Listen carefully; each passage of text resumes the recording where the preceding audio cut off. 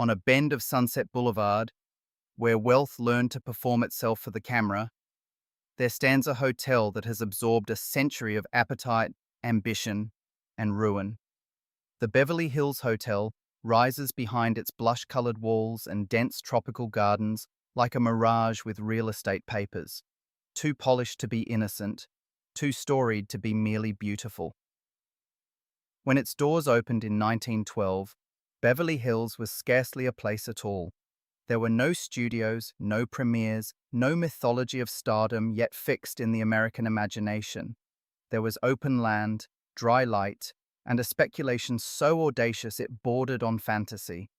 Out of that emptiness came a sanctuary for the powerful, and then something more consequential, a stage on which status could be invented, displayed, traded, and, when necessary, buried. Here, celebrity became a kind of monarchy. Careers were negotiated over breakfast, marriages unraveled behind garden doors, and reputations were rescued or destroyed before dusk. Heads of state passed through. So did fixers, exiles, opportunists, and men whose money could silence almost anything. In its private cottages and dining rooms, glamour and discretion formed an alliance that enriched everyone until the bill came due. The hotel endured because it knew how to survive its own contradictions. It outlived the studio era, public scandals, moral crusades, financial pressure, and the periodic temptation to erase the past in the name of progress. Yet survival is not innocence. Behind the pink facade lies a longer ledger, power brokered in whispers, desire shielded by luxury, and history softened just enough to remain marketable. A place where prestige glittered brightest precisely when its foundations were darkest. This is the story of the Beverly Hills Hotel, a monument to American glamour and to the private costs that glamour prefers not to name. In 1906, the land that would become Beverly Hills was less a destination than a blank interval on the map, an expanse of failed promise lying west of Los Angeles. Dust lifted off rough tracks. Bean fields, long worked and largely exhausted, stretched across the plain where Mexican laborers had once bent through harvest seasons. Scattered pepper trees broke the glare. Beyond them lay open country, dry and unadorned, with little to suggest that this neglected acreage would become one of the most expensive addresses in America. Los Angeles itself felt far away. The city's center remained to the east, and the motion picture business had not yet remade Southern California into a machinery of image and desire. Hollywood was still modest, pious, half-rural, a place better known for church gatherings than for myth. Nothing in the landscape announced dynasty, glamour, or power. Those would come later, imposed upon the land by money and imagination. The first man to see that possibility clearly was Burton Green, a businessman from Michigan, who arrived in California chasing oil. He came looking for petroleum beneath the hard earth and found disappointment instead. The wells yielded dust, not fortune. Most men would have called the venture a loss. Green looked at the same failure and saw another kind of asset. Thousands of acres of undeveloped land, still raw enough to be renamed, redrawn, and sold as aspiration. That required a different vision. Not agriculture, not industry. Something more seductive. Green imagined an enclave for affluent Easterners, a cultivated refuge where sunlight could be marketed as status and distance from the city could be recast as exclusivity. To give that dream physical form, he brought in landscape architect Wilbur David Cook, who rejected the harsh geometry common to Los Angeles and instead traced roads along the land's natural curves. The effect was deliberate. These were streets designed to suggest inheritance before inheritance existed, to make a speculative development feel old, settled, and inevitable. Even the name was chosen with care. Beverly Hills borrowed the tone of Eastern privilege, evoking a world of summer estates and old money respectability. But Green understood an elegant name and boulevards were not enough. Wealth does not move first into abstraction. It needs a symbol, a center of gravity, an assurance that the fantasy is real. Before Beverly Hills could sell houses, it needed a monument to belief. It needed a hotel. Burton Green found his indispensable ally in Margaret Anderson, a shrewd Los Angeles entrepreneur whose success had been built not on inheritance, but on discipline, timing, and a clear understanding of how cities reward those who can imagine their next version before anyone else does. She had made money in downtown apartment houses, where value depended on management, presentation, and the careful manufacture of desirability. What Green offered her was risk on a far grander scale, a luxury hotel on raw land at the edge of nowhere, at the future intersection of Sunset Boulevard and Rodeo Drive. Anderson understood immediately what such a building could do. It would not simply serve guests, it would legitimize the dream surrounding it. A hotel of sufficient elegance could persuade investors, buyers, and visitors that this barren development was not speculative fantasy, but destiny in the making. She committed to the project, and, with that decision, helped give Beverly Hills its first real performance of permanence. For the design, she turned to architect Elmer Gray, who had the refinement of Beaux-Arts training, but the intelligence to know that Southern California could not borrow Eastern grandeur without translation. Gray conceived a structure shaped by the romance of California's Spanish past. Arcades, courtyards, low-slung horizontality, and the suggestion of age where no age yet existed. It was architecture as persuasion, meant to imply rootedness, memory, and pedigree before any of those qualities could honestly be claimed. Construction began in 1911. The hotel rose as a three-story composition of reinforced concrete and colored stucco, containing hundreds of rooms arranged around cloistered courts that softened scale with intimacy. Its signature tone, a warm, luminous pink, was no accident. Under the sharp California sun, it would glow against the dry hills and read beautifully in photographs, fixing itself in memory before the public had fully decided what Beverly Hills was. The grounds were just as deliberate. Anderson financed an extravagant landscape of imported palms, flowering tropical plants, and dense greenery that had no natural place in such a dry climate. The effect was seductive and faintly unreal, a controlled illusion of abundance sustained by water drawn from deep below the earth. The cost approached $500,000, an astonishing wager for a hotel so isolated. But Anderson was not building for the present landscape. She was building for the world that money was about to invent, in Southern California itself. The Beverly Hills Hotel opened its doors on May 12, 1912, before Beverly Hills was fully real even to the people trying to sell it. 7 months later, the surrounding tract would formally become an independent city. On that first day, however, the landscape still felt provisional, more promise than place. A few houses had been completed. Most parcels remained bare. The Grand Hotel stood amid emptiness like an elegant argument for a future no one could yet prove. To arrive there required a small act of faith. Some guests came by motorcar, jolting westward over rough roads. Others rode the Pacific Electric Line as far as Santa Monica Boulevard, then hired carriages for the last stretch through dust and open land. The inconvenience was part of the theatre. To reach the property was to participate in speculation, to behave as though the world around it had already caught up to the confidence of its architecture.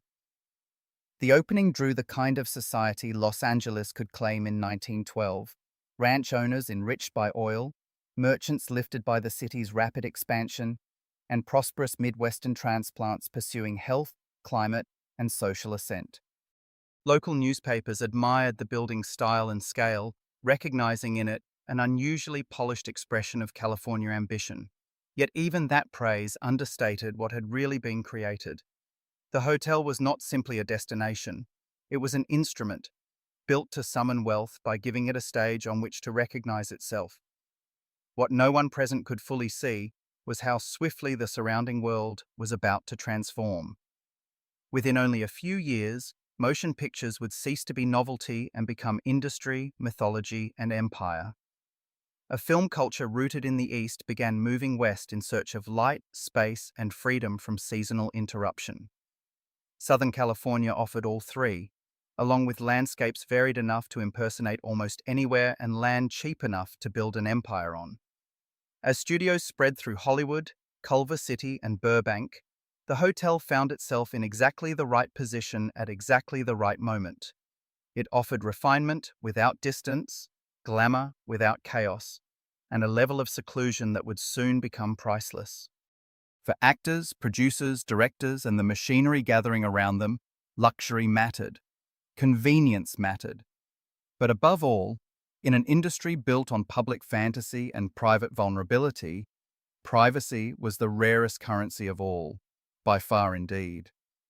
Margaret Anderson understood, earlier than most people in Los Angeles, that fame required protection almost as much as applause. Wealthy guests wanted comfort, but the rising class of screen idols needed something rarer, a place where they could step out of the machinery of recognition without surrendering luxury. Anderson built that promise into the culture of the Beverly Hills Hotel with the precision of a private code. Employees were expected to know who mattered and pretend, gracefully, that they did not. Names were not to be spoken too loudly in public rooms. Fans were kept at a distance. Cameras were unwelcome at the tables. The hotel offered not merely service, but controlled invisibility. That discipline became the property's first true currency. Long before discretion turned into a marketing cliché, the hotel understood that secrecy itself could be sold. A performer could arrive exhausted, compromised, infatuated, frightened, or drunk on success, and the staff would treat all conditions with the same polished restraint. In a culture beginning to monetize personality, the hotel provided one of the few spaces where a public figure could temporarily become private again. Douglas Fairbanks was among the first major stars to grasp the value of what Anderson had made. He arrived not simply as a guest, but as an early reader of the place's deeper function. The hotel was elegant, certainly, but elegance alone was never enough to hold the powerful. What it offered was sanctuary. It allowed a man adored by audiences to exist, for a few hours, beyond their reach. When Fairbanks married Mary Pickford in 1919, their union became a national obsession, a coronation disguised as romance. Their connection to the hotel elevated it instantly. No advertisement could have purchased that kind of aura. After that, celebrity did not merely visit the property, it began to inhabit it. Charlie Chaplin passed through its rooms. Gloria Swanson turned meals into theatre. Rudolph Valentino's presence gave the place the charge of beautiful danger. Will Rogers settled in with the easy authority of someone who understood that fame, once acquired, needed careful handling. The hotel's real genius, however, lay beyond the main building. Scattered across the gardens were detached cottages designed for privacy, so complete it could border on complicity. Hidden among dense foliage, they created a second world within the hotel's insulated universe. There, deals could be discussed, lovers received, breakdowns concealed, and reputations repaired without the choreography of a lobby. Separate entrances prevented unwanted encounters. Telephone lines limited exposure. Distance did the rest. What the palms and birds of paradise could not hide, the institution's manners did. In Beverly Hills, luxury was visible. What made it powerful was everything designed never to be seen. When Margaret Anderson withdrew from the Beverly Hills Hotel in 1928, selling her stake to outside investors, she left behind a profitable property. She left an institution with its manners perfected. By then, the hotel was no longer an outpost on the edge of Los Angeles. It had become an informal court of the film business, a place where status was confirmed by who nodded to you in the lobby and who invited you to lunch. By the end of the 1920s, the hotel had settled into a role, not as a destination for tourists, but as a working palace for an industry inventing its own rituals. Actors treated it as an address. Directors used its public rooms as extensions of their offices. Producers turned its dining spaces into theaters of negotiation, where money, ego, and ambition could be arranged with a napkin, a pencil, and the right witness at the next table. The building had learned how to convert glamour into infrastructure. Then came the crash. In October 1929, the stock market collapsed, taking with it the illusion of ascent. Banks failed, fortunes disappeared, and luxury across the country began to look fragile. Grand hotels from New York to Florida dimmed their chandeliers or shut their doors. Yet the Beverly Hills Hotel endured. Hollywood, for all its vanity, proved stubborn. In hard times, audiences still paid to sit in the dark and watch other lives unfold more beautifully than their own. The studios kept working. Public hunger for fantasy remained stronger than private ruin. And because the film business survived, the hotel that served it survived as well.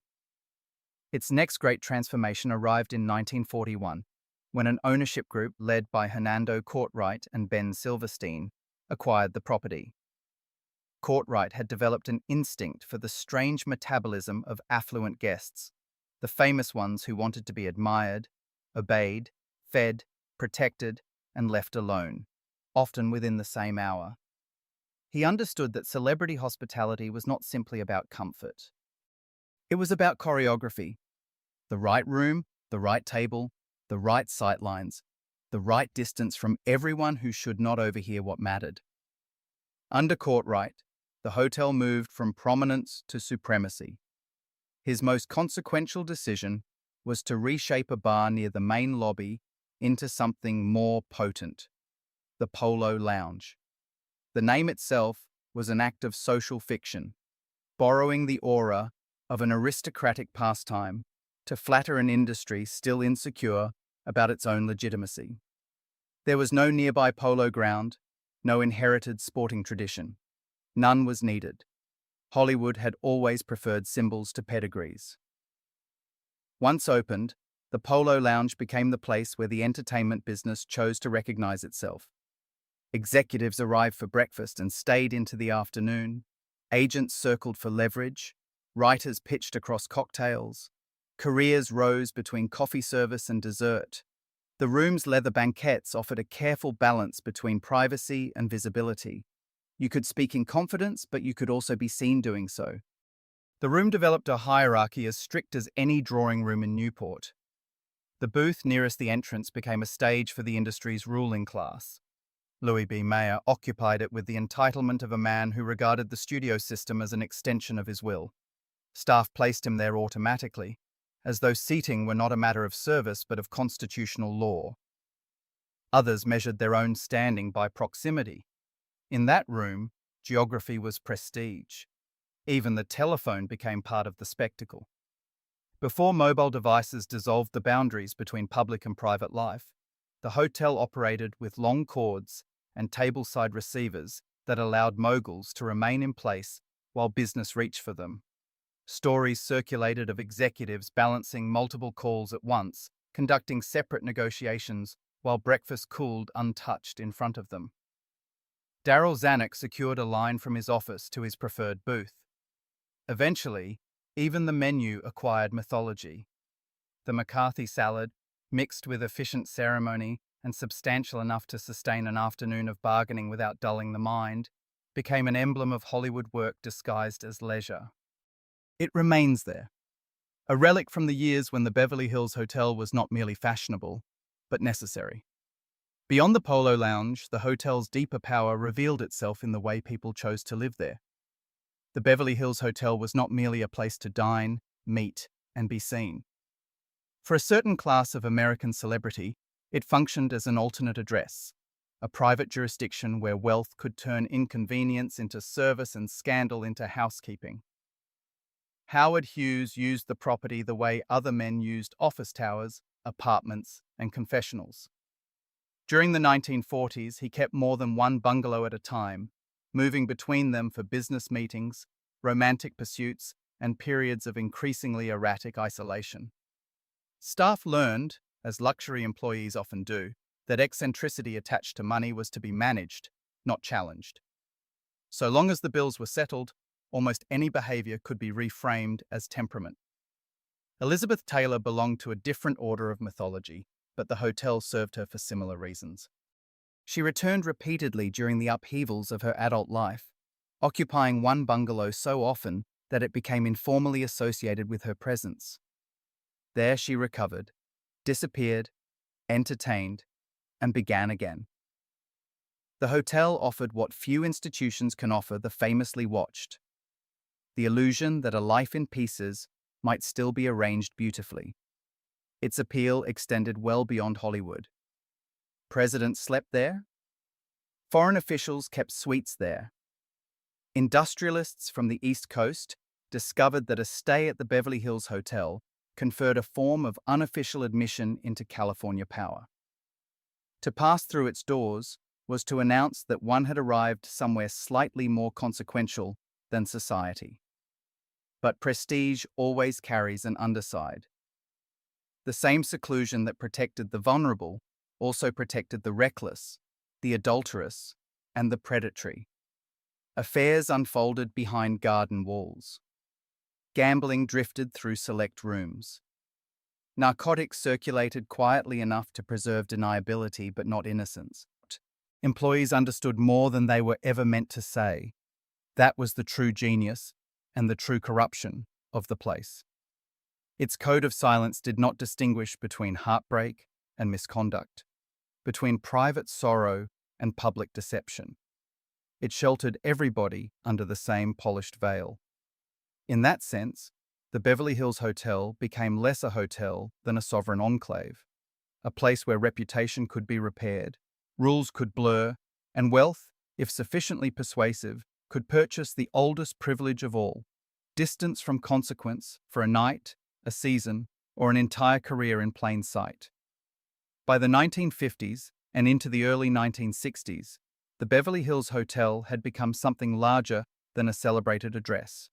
It was an instrument of Hollywood power at the precise moment Hollywood still believed in centralized power.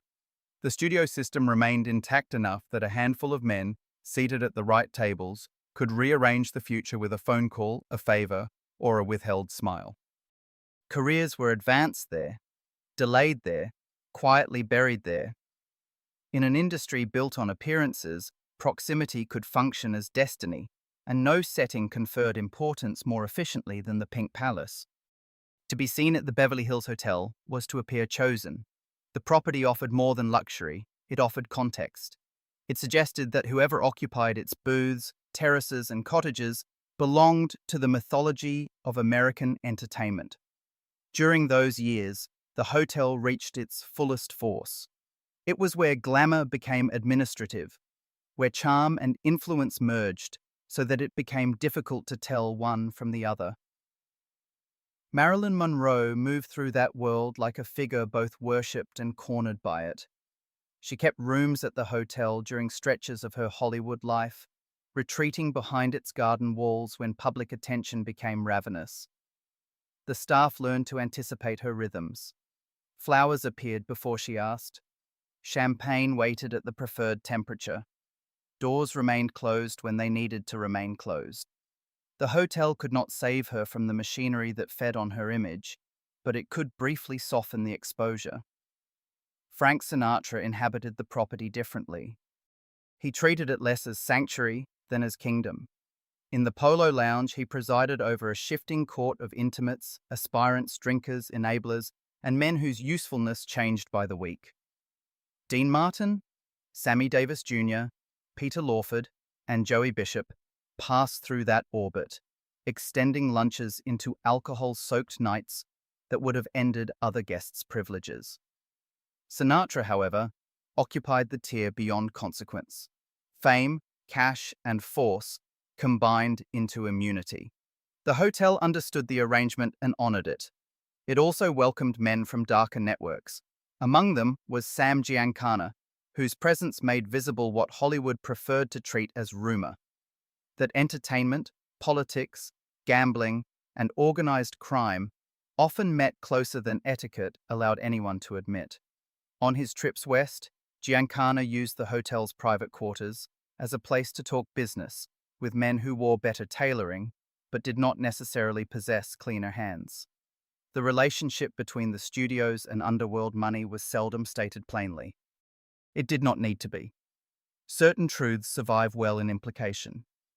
Then, in March 1964, the hotel acquired one of the stories that never truly leaves a building once it has entered the walls. In Bungalow 8, a woman died. Officially, the matter passed with unsettling speed. The death was classified as accidental. The inquiry remained narrow. No prosecution followed, yet the absence of resolution only widened the shadow. Rumors circulated that influential men had been there, that evidence vanished, that discretion had hardened into something more dangerous than silence. The hotel offered no public reckoning. The room was cleaned. The decor was refreshed. New guests arrived. Employees who had been close to the event either departed or absorbed the oldest lesson such places teach. Memory is tolerated only when it remains private. The woman's name briefly flickered in gossip print, then receded. But inside Hollywood's inner circles, the story persisted. Something irreversible had happened there. The hotel remained beautiful, functional, and desired. It also felt marked, as though the glamour had finally revealed the cost required to keep it immaculate. The death in Bungalow 8 did not by itself undo the Beverly Hills Hotel. Buildings like that rarely collapse from a single scandal. They weaken more subtly. A mood changes. A spell breaks. By the middle of the 1960s, the hotel still possessed its polish, its gardens, its pink facade, but it no longer held Hollywood in quite the same trance. The world that had once made the property indispensable was beginning to dissolve. The old studio order was losing its authority. The men who had ruled from luncheon tables and leather booths were aging, dying, or watching their monopolies fracture. In their place came a younger class of filmmakers and actors who treated the old codes of Beverly Hills with boredom and suspicion. They were less interested in polished rituals, less impressed by glamour, less willing to confuse prestige with relevance. Laurel Canyon, Malibu, and a broader countercultural geography began to exert the pull that the Polo Lounge once had. What had long been the center of gravity now seemed, to some, like an exquisitely maintained relic. The signs of slippage were not dramatic at first. A few more empty tables at lunch. Bungalows left unclaimed longer than they once would have been. Small delays in maintenance that, in an earlier decade, would have been unthinkable. The hotel remained profitable, even admired. But admiration is not the same as dominance, and dominance was what it had lost. Ownership had already shifted once before. In 1954, the property passed to Ben Silverstein, a businessman whose wealth came from oil and real estate, two industries that understood both speculation and decay. Silverstein recognized the value of the hotel as land, symbol, and income-producing asset, but he also understood that institutions can remain valuable long after they cease to be culturally central. By the time he died in 1976, that distinction had sharpened into a practical question for his heirs. Keep the hotel and wait for another golden age, or sell before nostalgia turned fully into burden.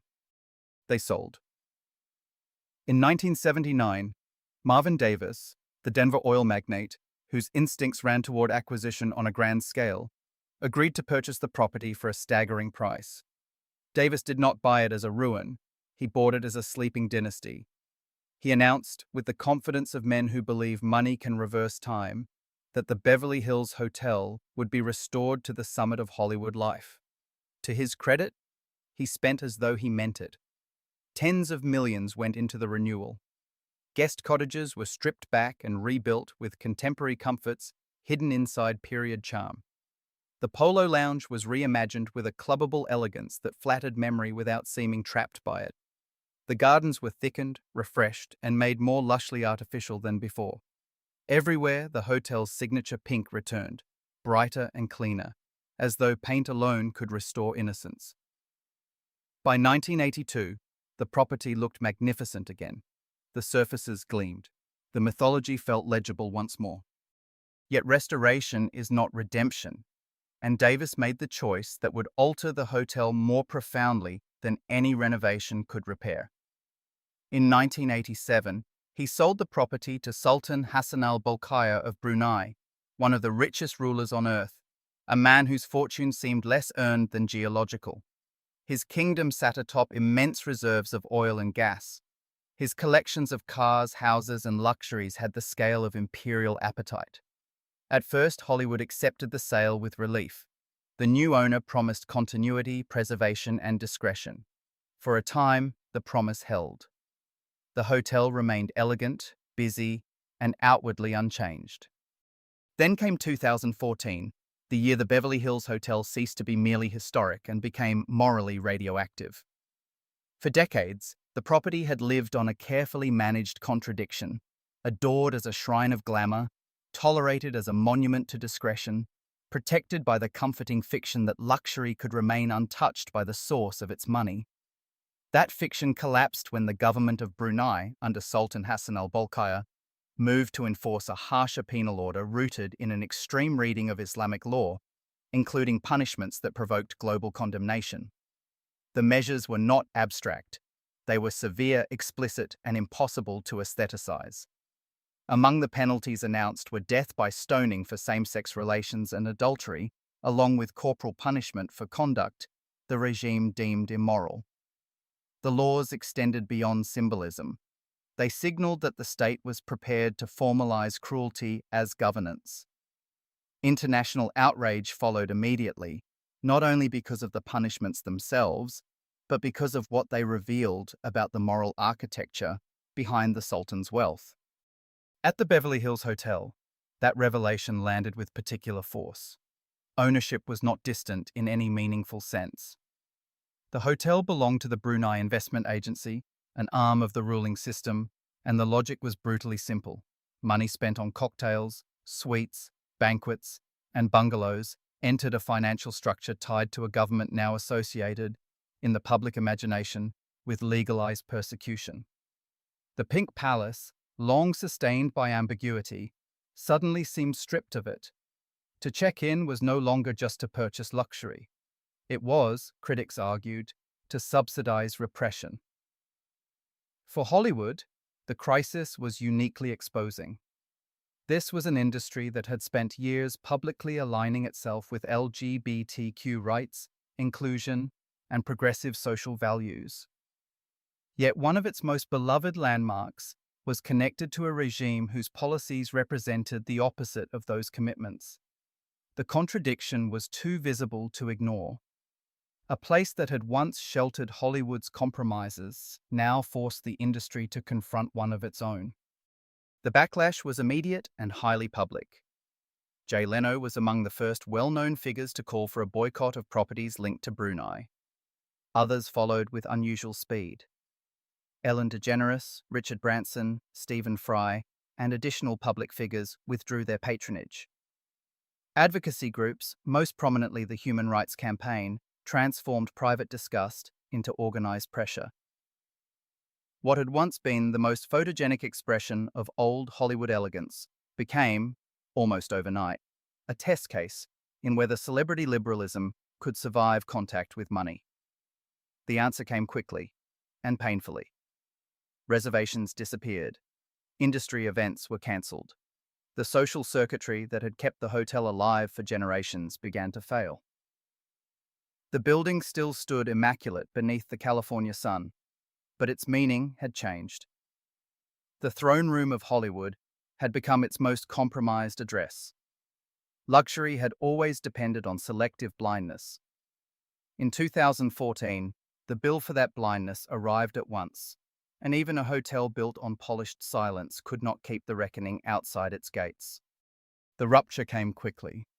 One by one, the habits that had sustained the Beverly Hills Hotel for generations began to fall away.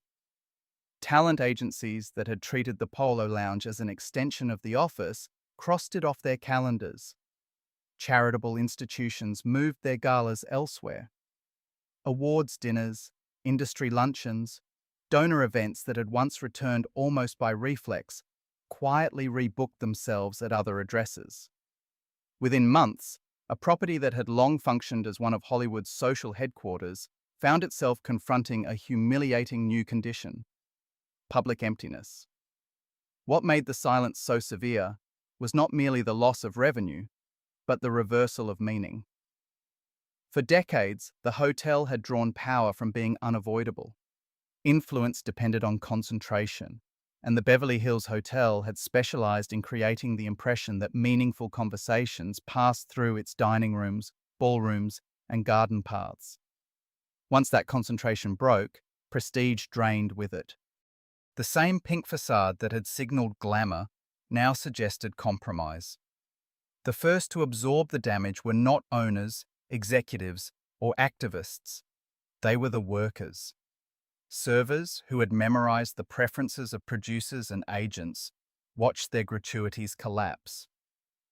Housekeepers who had once moved through fully booked floors found themselves preparing rooms that no one entered. Bartenders accustomed to managing tables of industry regulars now poured drinks for occasional tourists and the small minority of guests who either knew nothing about the controversy or had decided it did not concern them. Many of these employees had spent decades at the property. Some had built their adult lives around its rhythms. None had authored the laws in Brunei. None had any power to change them. Yet they were the ones who felt the boycott first, and most intimately, in the arithmetic of rent, groceries, school tuition, and disappearing tips. Management tried to defend the hotel in the language available to it. Statements emphasized that the staff were local employees, many of them longtime Angelenos, and that the workforce included people whose identities and values aligned with the communities the boycott sought to defend.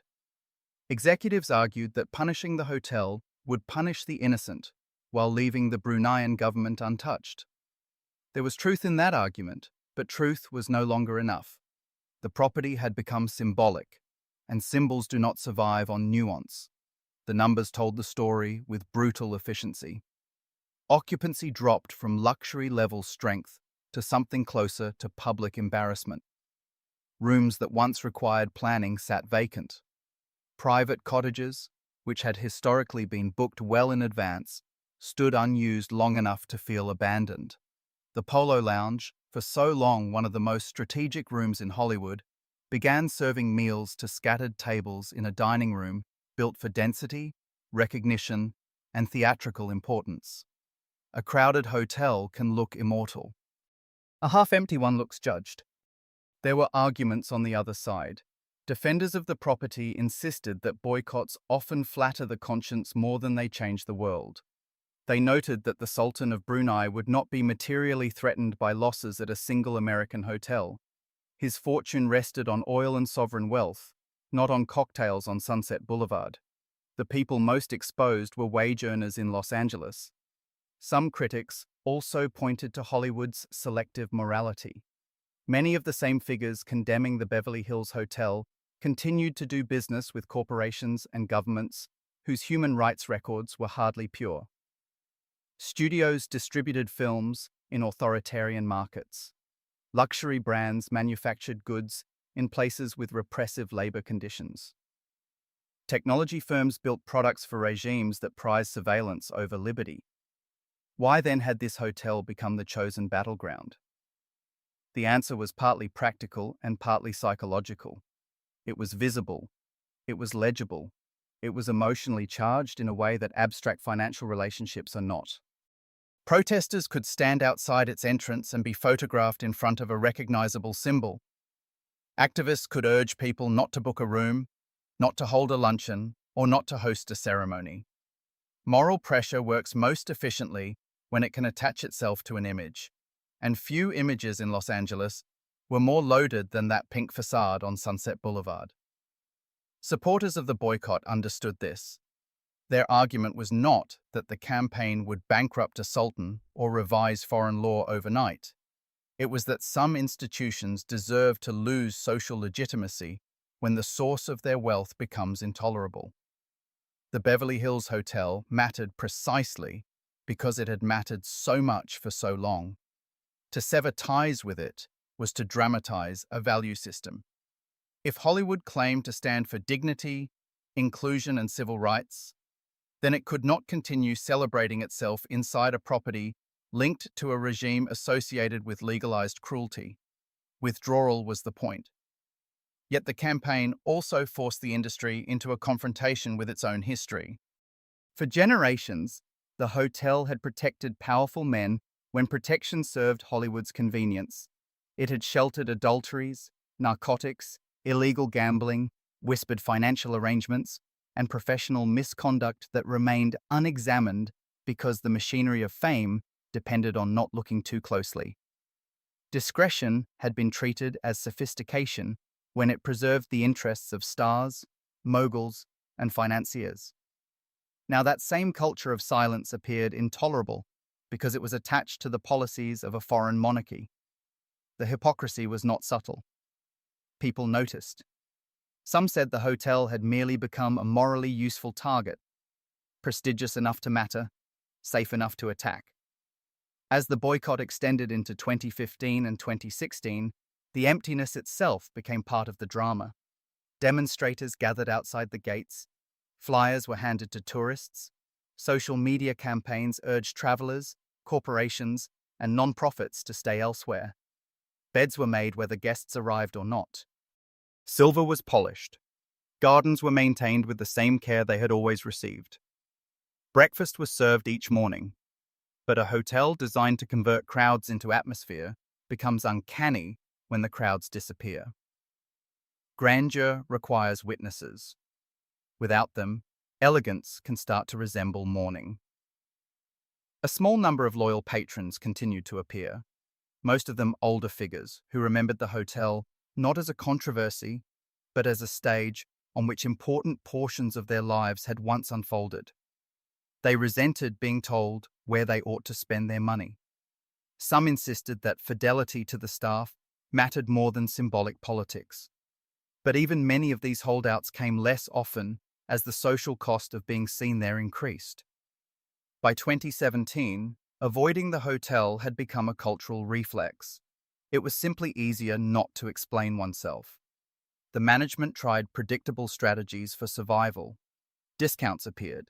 Marketing shifted toward international travelers and heritage-minded visitors less invested in Hollywood politics.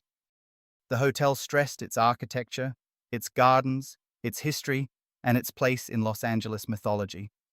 None of that restored what had been lost, because what had been lost was not merely business, it was consent.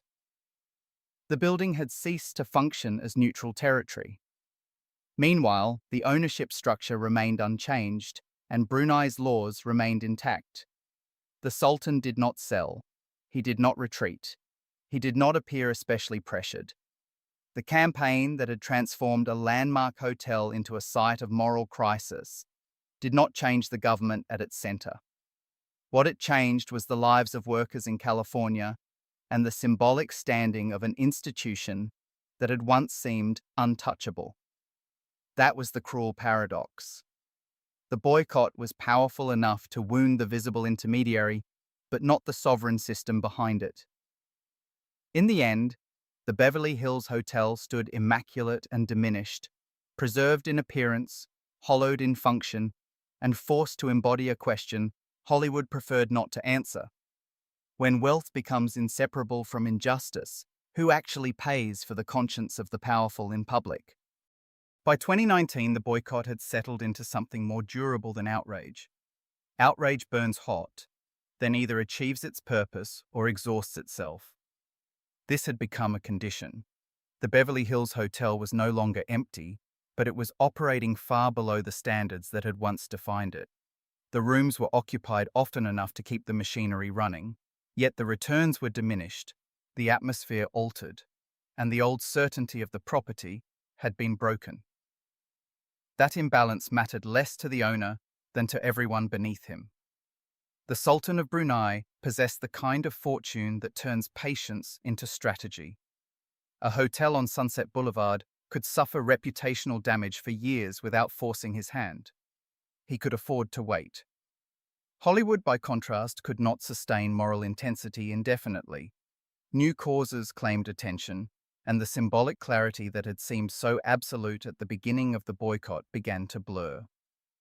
Some of the public figures who had once spoken with certainty against Brunei-owned properties softened in practice.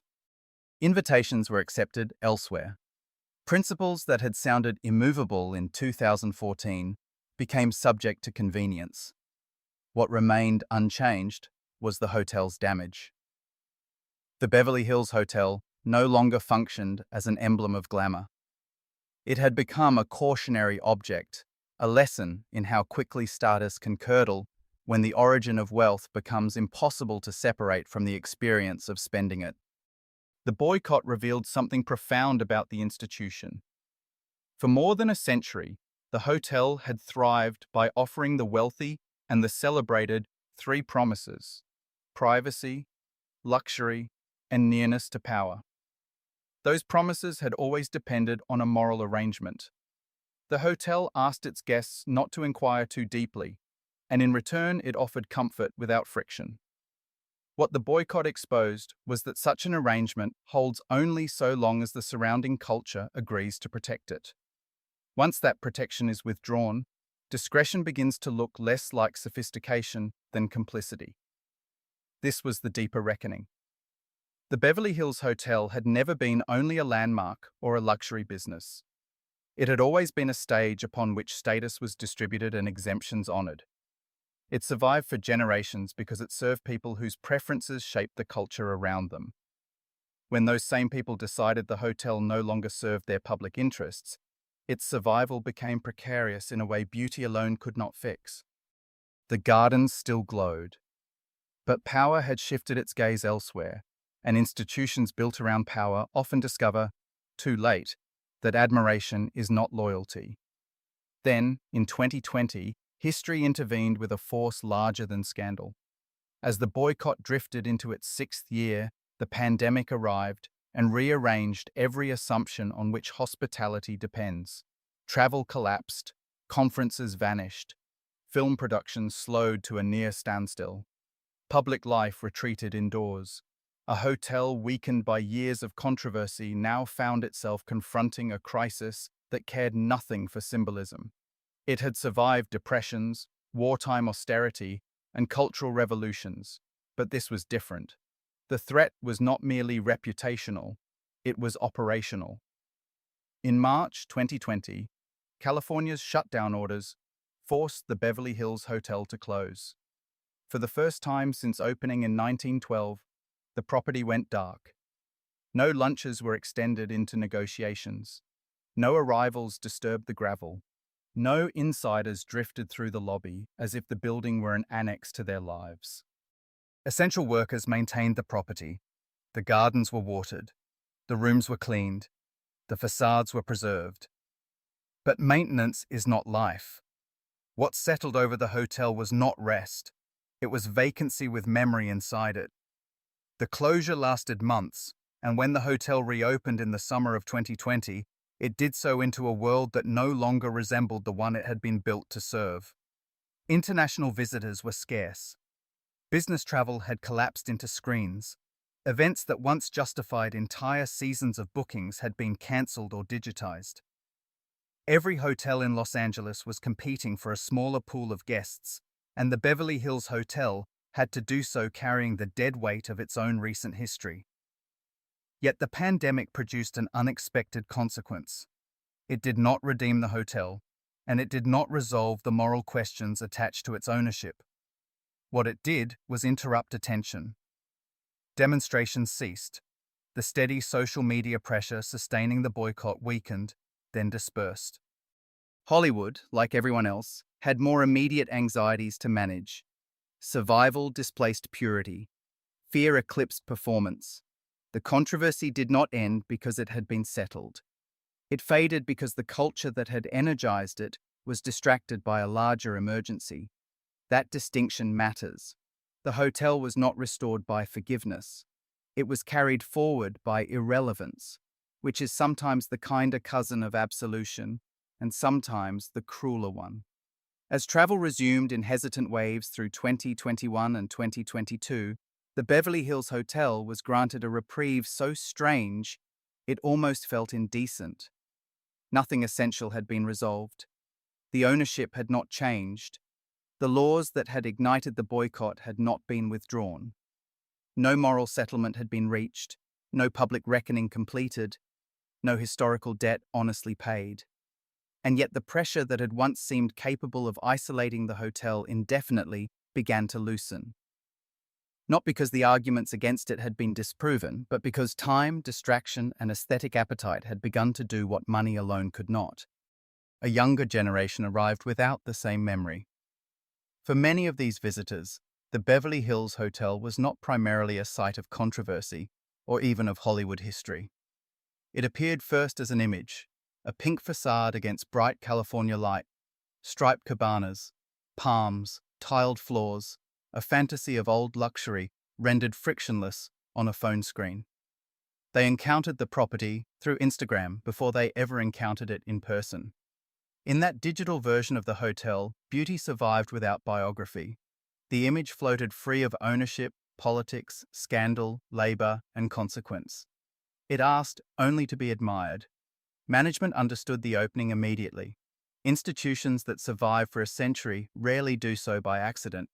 They survive by reading the desires of the moment and rearranging themselves just enough to meet them. The Beverly Hills Hotel had once sold discretion to movie stars and influence to executives. Now it began selling visual certainty to an age addicted to display. Marketing shifted away from implication and toward atmosphere. The hotel was no longer presented as the sanctum of Hollywood power, but as a destination for curated pleasure. Spa packages, branded dinners, poolside rituals, rooms designed less for secrecy than for circulation across social feeds. Luxury labels were invited in. Lifestyle partnerships proliferated. Professional photographers were commissioned to capture the building at its most flattering hours, when the pink walls glowed softly and the gardens suggested a paradise untouched by argument. Influencers arrived and performed intimacy with the place for millions of followers who knew it less as an institution than as a backdrop. The hotel, which had spent much of its existence protecting guests from exposure, began to benefit from exposure as a business model. What had once been whispered about now needed to be seen. The strategy worked with unnerving efficiency. By 2023, occupancy had climbed to levels the property had not seen since before the boycott. The bungalows were once again difficult to secure. The Polo Lounge filled. Weekend reservations became competitive. Industry parties returned, not in the same spirit as before, but with enough regularity to signal that the period of social quarantine had ended. The Beverly Hills Hotel did not recover its former status as Hollywood's throne room. That world, even without scandal, had already thinned out into agencies, streamers, tech platforms, and private compounds scattered across the city. But the property found a new usefulness. It became relevant not as a nerve center of power, but as a luxury image machine perfectly suited to the age of public performance. That recovery exposed an uncomfortable truth about modern activism. The boycott had not faded because its moral logic was defeated. It faded because attention migrated. Public outrage, however sincere at its peak, proved contingent on emotional freshness. By the time travel returned, many of the people who had once spoken most forcefully about Brunei had moved on to other causes, other emergencies, other forms of self-definition. The state policies that had provoked international disgust remained substantially in place. The ownership of the hotel remained exactly what it had been. What changed was not the underlying reality, but the willingness of culture to organize itself around remembering it. Some of the original supporters of the boycott regarded the hotel's renewed success with open disgust. To them, the return of guests and events represented not pragmatism, but surrender. Nothing had been corrected, they argued. Nothing had been repaired. To resume normal business at the property was to admit that principle had an expiration date, and that aesthetic pleasure could always re-enter once outrage became socially inconvenient. They saw the comeback as a small parable of institutional immunity. If a place is beautiful enough, expensive enough, and patient enough, it can outlast criticism without conceding a single meaningful point. Others considered the outcome inevitable. They had always suspected that the boycott, for all its righteous language, depended too heavily on celebrity attention to produce durable change. What looked like conviction in 2014 now resembled performance lit by the cameras of its moment. The pandemic merely accelerated a truth that had been there from the start. Public moralism often weakens when it becomes difficult, expensive, or boring. In that reading, the hotel's recovery did not reveal the triumph of beauty over ethics so much as the fragility of ethics when detached from sacrifice. For the staff, the matter looked simpler and harsher. They had endured years in which the hotel became a battlefield for arguments they had not created and could not settle. Their wages, tips, and schedules contracted under the weight of someone else's symbolism. For many of them, the return of guests brought relief before it brought philosophical discomfort. Rent still came due, children still needed tuition, groceries still had to be paid for. Whatever the moral abstraction surrounding the property's ownership, daily life made immediate demands. The restoration of business meant the restoration of livelihood, and livelihood is often less elegant than principle, but no less real. The failure of the boycott to alter Brunei's laws also clarified the limits of symbolic pressure when aimed at wealth insulated by sovereign power. The campaign damaged the hotel. It embarrassed the brand. It reshaped the social meaning of the property. But it did not compel the Sultan to revise the laws that had triggered the entire crisis. Oil wealth provided patience on a scale most activists could not rival. The workers in Los Angeles proved far more vulnerable than the monarchy the campaign hoped to shame. That imbalance haunted the boycott even when its moral case remained compelling. By 2024, the hotel had mostly escaped its status as a social pariah. A fresh generation of celebrities began hosting events there without feeling the need to explain themselves. Studios returned for parties and premieres. Executives drifted back to breakfasts at the Polo Lounge. Yet the embrace was qualitatively different from the old one. The hotel no longer functioned as a command center for the industry. It functioned as a setting, desirable, photogenic, storied, and conveniently detached from difficult memory. People had not necessarily forgotten what happened. They had simply discovered that forgetting required less effort than sustained attention. Management helped that amnesia, along with a strategy best described as strategic silence, paired with visual reinvention. The hotel did not attempt a grand moral defense of its ownership. It did not offer public confessions, institutional apologies, or elaborate explanations. Questions about Brunei were met with restraint or declined altogether. Instead, the property emphasized architecture, hospitality, restoration, and atmosphere. It presented itself as a landmark, not an argument. That distinction mattered. Guests could return more easily if the hotel asked nothing of them beyond appetite. At the same time, millions were spent refining the physical experience of the place. Interiors were refreshed. Technology was discreetly updated. The bungalows received overhauls intended to feel luxurious without losing the aura of inherited charm. The Polo Lounge was adjusted to appear timeless rather than frozen. None of these changes altered the ownership structure or the history, but they altered the emotional texture of arrival. The guest who checked in encountered not the hotel that had been boycotted, but a version polished for a new decade, one that suggested continuity without burden. This was, in its own way, a radical transformation. For most of its life, the Beverly Hills Hotel derived its mystique from what it concealed. Privacy was its signature product. The grounds shielded, the staff deflected, the bungalows protected, value accumulated in the unseen. But in the 2020s, privacy lost market dominance to visibility. Influence moved online. Identity became performance.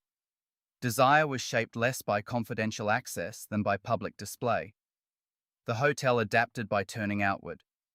The walls that once hid transactions now invited photographs. Gardens once prized for insulation became content. The building that had built its prestige on discretion learned to survive by becoming hyper-visible. Some older veterans of the industry found the shift faintly tragic. They remembered the property when it functioned as sanctuary, when important things happened because they were hidden rather than because they were posted. To them, the transformation into an Instagram destination felt like a dilution, even a betrayal, of the hotel's deeper character. But nostalgia rarely governs economic survival. The centralized Hollywood that required such a sanctuary had already dissolved. The hotel's original role had been weakening for years, perhaps decades, before the boycott. Social media did not destroy that function. It merely replaced it with another. The staff, having lived through the entire arc from ostracism to recovery, emerged with a more skeptical understanding of public virtue. They had watched their workplace become a moral symbol overnight. They had seen outrage crest, harden, and then evaporate. Many concluded that principles in elite culture are often sincere and temporary at the same time. Memory, they learned, has a market cycle. So does indignation. The hotel's survival also rested on a simpler fact beneath all the rhetoric. The land itself remained enormously valuable. 12 acres at Sunset and Rodeo possess a gravity independent of narrative. Even stripped of mystique, the site would still be worth a fortune. That real estate fact gave ownership a patience that reputation alone could not erode. By 2025, operations had returned to something like pre-boycott strength. The rooms were expensive again, the bungalows scarce, the dining room full. But the institution that emerged was not the one that had gone into crisis. Its old cultural authority had evaporated. What remained was a beautiful and profitable building that had learned the central lesson of modern survival. Meaning can be shed, memory can be thinned, and a scandal can be outlived if the surface remains irresistible long enough. That was the irony. The Beverly Hills Hotel had not been redeemed, purified, or transformed by moral courage. It had been reabsorbed by a culture that prizes beauty, novelty, and selective forgetting above sustained reckoning. The pink walls still stood. The palms moved in the same dry light. Guests still arrived hoping to purchase a fragment of Hollywood enchantment. What they were buying, whether they knew it or not, was proof that institutions do not need innocence to endure. They only need to remain desirable. In the end, the lesson was not subtle. Loyalty proved durable only until it asked for sacrifice. Principles held their posture until appetite intervened. Memory, so loud in moments of outrage, thinned the instant a newer spectacle demanded attention. The Beverly Hills Hotel did not survive because it redeemed itself. It survived because it understood an older rule of power. If a beautiful institution can remain standing long enough, people will eventually confuse endurance with innocence. It still stands where it always has, its rose-toned exterior glowing as it carried into the world in 1912. The gardens still push their lush fiction against the dry logic of Southern California. The cottages still promise seclusion at a price only a small class of travelers can comfortably pay. To the eye, almost everything remains intact. But a building can preserve its surfaces while losing the world that once gave those surfaces meaning. That is what happened here. The Beverly Hills Hotel is no longer the room where Hollywood power lives. The entertainment industry that once required such a place has been broken apart and redistributed. Decisions that once passed through luncheon tables and leather banquettes now move through streaming platforms. Law firms, venture capital offices, encrypted messages, Zoom calls, and private compounds far from Sunset. The old choreography of influence has dispersed. Its famous privacy has changed meaning too. For most of the 20th century, discretion was among the hotel's most valuable luxuries. It offered insulation from scandal, surveillance, and consequence. Today, the culture that produced that demand has collapsed into permanent exposure. Celebrities no longer rely on loyal staff to protect their secrets. They live inside ecosystems of phones, leaks, gossip, self-publication, and constant scrutiny. Affairs are no longer hidden so much as monetized. Reputation is no longer preserved in silence. It is managed in real time. A place built on controlled invisibility now exists in an era that turns visibility into currency. And yet, the hotel remains useful. What it offers now is contact with a myth. Guests arrive not because they need the property to conduct business, but because they want proximity to a story. They want to pass through a lobby charged with significance, to dine in a room where names once mattered enormously, to sleep inside the illusion that glamour can linger long after the system that generated it has dissolved. The weight the hotel carries is no longer authority, it is atmosphere. Walk through it today, and you will see that shift everywhere. Tourists frame the pink walls with their phones. Influencers rehearse spontaneity in the gardens. International visitors move through the property as if it were a museum of California fantasy that happens to sell martinis and room service. A few older industry figures still appear, carrying a faint charge of an earlier order, but they are no longer the center of gravity. They are relics inside a relic. For the people who work there now, the mythology often exists at a measurable distance from ordinary labor. Many joined after the years of open protest had passed. They know the outline: the famous guests, the scandal, the boycott, the hotel's improbable rebound. But knowledge is not the same as memory. Their daily responsibilities are practical. Sheets are changed, coffees are carried, reservations are confirmed, hedges are trimmed.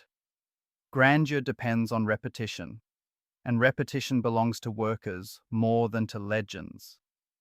That distance sharpens the questions the building leaves behind. For more than a century, the Beverly Hills Hotel served powerful people, not simply by flattering them, but by absorbing what they preferred not to display. It provided cover, elegance, and selective silence. Hollywood long celebrated that silence when it shielded the appetites of stars, executives, financiers, and political guests. Later, when that same institutional discretion appeared entangled with a foreign regime's cruelty, the moral vocabulary changed. What had once been called sophistication became complicity. The hypocrisy in that turn was real. So was the moral evolution. The boycott revealed that values inside elite culture are often sincere, conditional, performative, and materially consequential all at once. Public pressure was strong enough to wound the hotel, disrupt its rituals, and expose the moral laziness beneath its old glamour. But that pressure was not durable enough to sustain the sacrifice it demanded.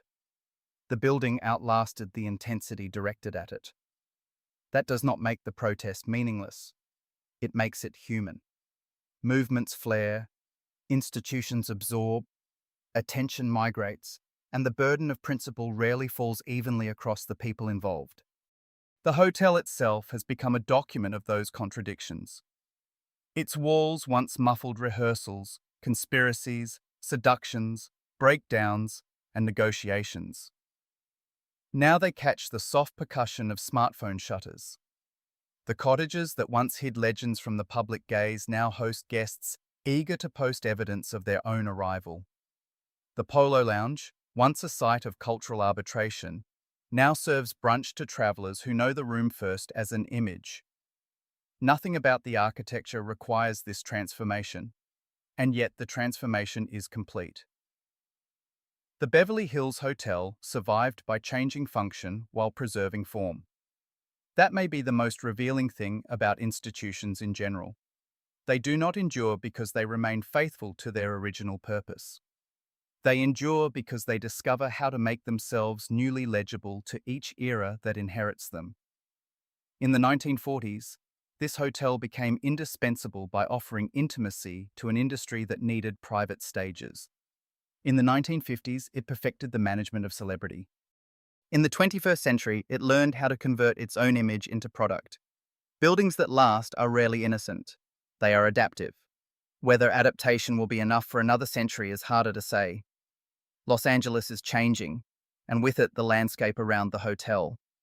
Entertainment remains important, but it no longer organizes the city with the same authority. Technology capital, international wealth, finance, and lifestyle branding now shape the culture alongside film.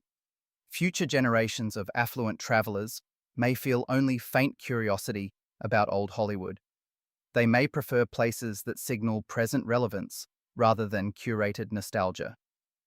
The Beverly Hills Hotel remains insulated by one undeniable fact: the land beneath it is staggeringly valuable. But real estate, however expensive, is never the whole story. Buildings like this are not just assets, they are narratives made habitable. The Beverly Hills Hotel tells a distinctly American story about ambition, display, accommodation, denial, and reinvention. It is about how institutions arise to serve concentrated power, then struggle to explain themselves once that power migrates elsewhere. It is about how secrecy can look elegant until history changes the lighting. It is about how survival, in the absence of moral clarity, often requires a bargain with forgetfulness. That is why the hotel continues to fascinate. It has seen romance, vanity, brilliance, cowardice, appetite, calculation, scandal, and grief pass through the same doors under the same flattering light.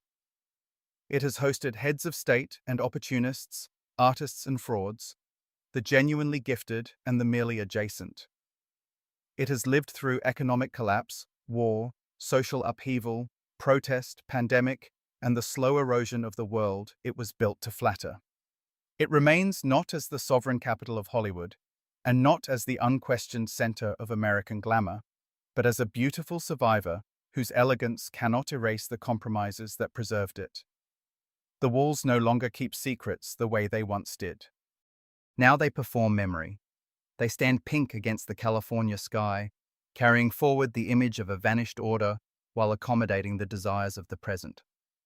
The Beverly Hills Hotel endures as both monument and warning, proof that prestige can outlive purpose, that scandal can fade without resolution, and that a place may remain enchanting long after its innocence, if it ever had any, has gone. Still watching.